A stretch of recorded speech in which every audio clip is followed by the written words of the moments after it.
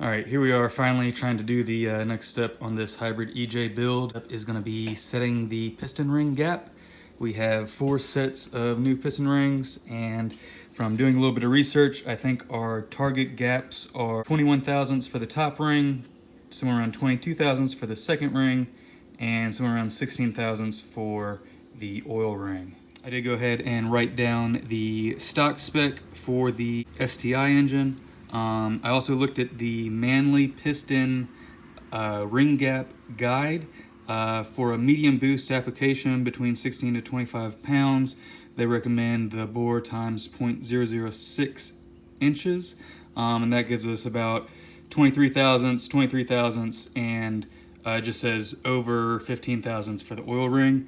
I did go ahead and measure the rings that were already installed. This engine has ran before on these pistons and these old set of piston rings. These were the measurements I got. They are looser than the spec, but a little bit tighter than what I think we may be happy with. So I do have this first piston top ring in here. You can see the gap right there. It ended up measuring 14 thousandths, so we got a long way to go up to 21. I'm going to be using this little Amazon ring gap filer. Only one little issue is the disc is not straight on there, so it kind of wobbles back and forth. I have seen some other pretty cool little setups. One guy had like a Dremel connected to a 2x4 with this little disc thing that you put the ring in. It kind of spins on the Dremel. Spins on the Dremel grinding wheel or whatever. That looked pretty neat, but we're gonna try this and see how it works. I'm gonna pull that top ring out and get a video of this first one, and hopefully don't mess it up too bad, and we'll see how it goes.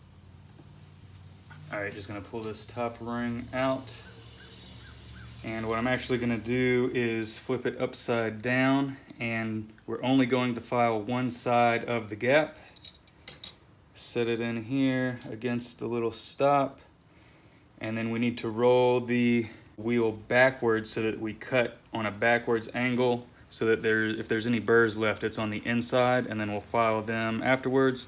There is like a coating on the outer ring, and if you file it away, it could actually chip off in pieces instead of just burring out. So let's see if I can not mess this one up.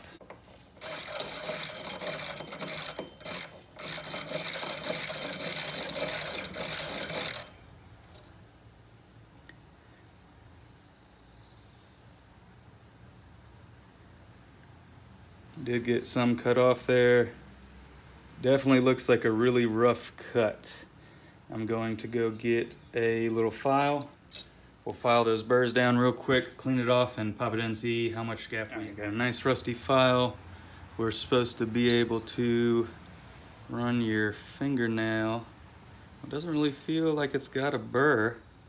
I think what I'm gonna do is just kind of give it a little something like that, maybe a little something like that, very, carefully, not the way I'm doing it. This is a little,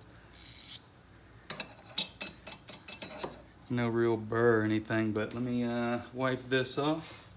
All right, I did line the inside of the bore with a little bit of oil, and we're just going to put this in there. What I'm doing is I just put the second ring in the oil ring hole, and I'm just going to slide the piston down, and it will catch on that ring and give us hopefully a uniform square fitment inside the bore. So it was at 14, so we should be a little bit over, let's see, 15. Tight. Oh, that was 16. Let's try 15. Not going in. 14, I think it was 13 or 14 to begin with. All right, so we're still just at 13 thousandths, can't get up to 14 yet. I'm gonna try one more time. All right, not quite sure where we left off, but we did get up to 21 thousandths. Is that how you say that? 0.021 inches on the first top ring for cylinder number 1. We've got that in the box over there for cylinder number 1. We're now working on cylinder number 3 since it's the same side of the case half. Our initial little gap right there is 12 thousandths, 0.012 inches. So we're gonna start grinding. All right, so had to double check my other video, but I did get that first one done. What I did is I flipped it upside down and only filed on one side. That's just oil. I thought it looked a little goofy. We're only filing one side of the ring gap. So we're gonna set it here, rest it on this little stopper, and roll this grinding wheel backwards so that we don't flake off any of the outside mating surface or damage it like that. So we're at 12 thousandths, a little ways to go. Here we go.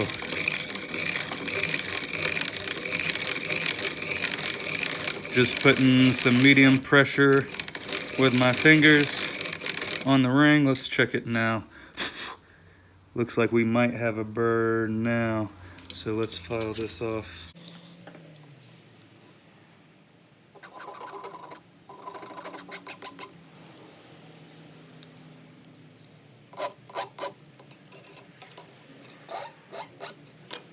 Alright, shouldn't have any burrs. Can anybody see if there's a burr on there? Don't think so. Still pretty close to being square, so let's put this in. Alright, we're on the little tripod, so just doing the best we can. I'm going to wipe off all the dust and debris. Put it in right side up. It actually has a the letter N on the top, so we're going to use that as the top. Also has a little bevel on the top inside edge. Let's put this in. Hopefully I didn't grind too much.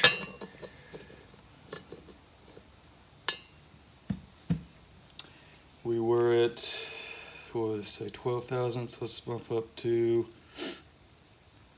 16. 16 just barely goes in there. Lucky guess. 17. Kind of tight. 18. Won't go in. So another thing I have noticed when you're checking the measurement with the feeler gauges, sometimes when I try to press it in, the feeler gauge isn't square to the gap or to the cylinder, and so it kind of rotates or gets the ring not square in the cylinder, and then you actually get a bigger gap. I don't know if you can see that. See how I pushed down right here? Obviously you got a bigger gap because it's not lined up. So just be aware, I've had to double check the rings quite a few times to make sure I'm getting an accurate measurement.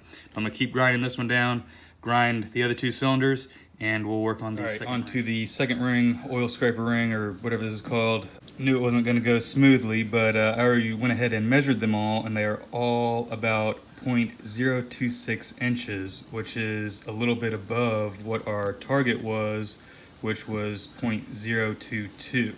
Now I've seen some specs go as high as 0.023.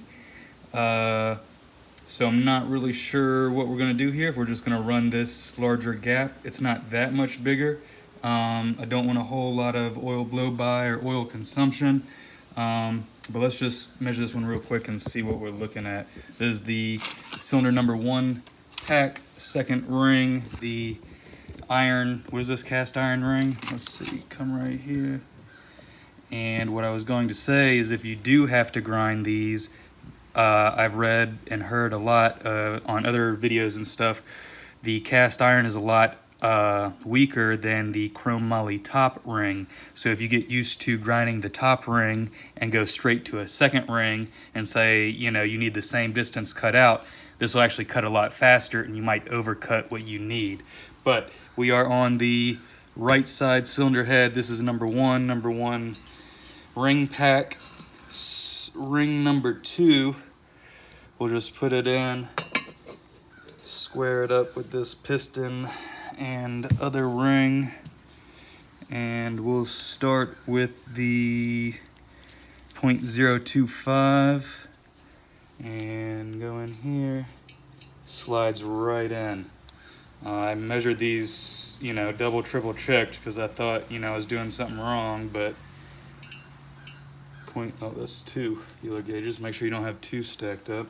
0.026, a little bit of resistance, but pretty much slides right in. So no grinding on any of the second rings. I'm gonna go ahead and check all the oil control rings that go around the spring and see what those gaps are. Our target for that is around 0.016 right there. So as long as those are close, we might just call this good, and then we will be ready for assembly of the bottom end long block.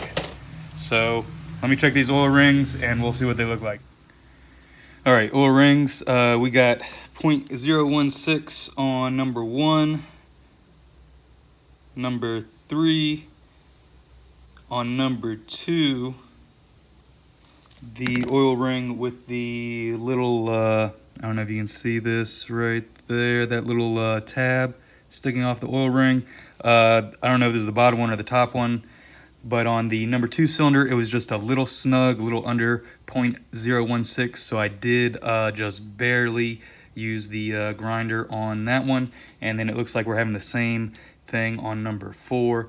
These are pretty flimsy, so it's hard to get a really good, accurate measurement, I would say, at least for me, using, you know, improper tools. But let's do this real quick, just to double check on the camera. It has very little tension, so it barely stays in there, and the 16 just doesn't want to go in. All the other ones, it's been a little snug, but the 16.016 inches has gone in. Let's just come over here real quick, and we're going to leave. How did I do this before? I know I didn't cut the side with the tab, but I feel like on the other oil ring I left it like this. Did I just leave the tab down? I may have. So we're just gonna very carefully, see, I almost could have cracked this ring right there. Try not to get that tab side in contact, and just a little bit of this. Ooh, ooh. That might be enough. Let me just take a look at it, file this real quick.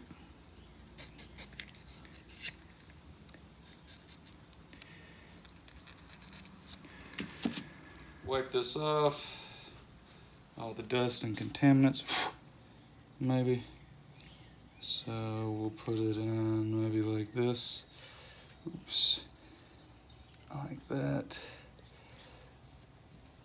Get this piston, just barely let it rest on there. Let's see if we can get the 16 not doubled up. Still looks real tight in there. Let's grind this a little bit more, and then we'll check it again, see what it looks like. All right, rings are gapped. I did grind that one cylinder number 4 oil ring just a little bit more, got it to 16 thousandths, 0.016 inches, and the other one in that pack looked pretty close as well, so it didn't require any grinding. So ring packs are all done, filed to fit. I think we're ready to assemble the bottom end and move on to clamping the heads on and doing some other stuff. So, more stuff to do, let's go.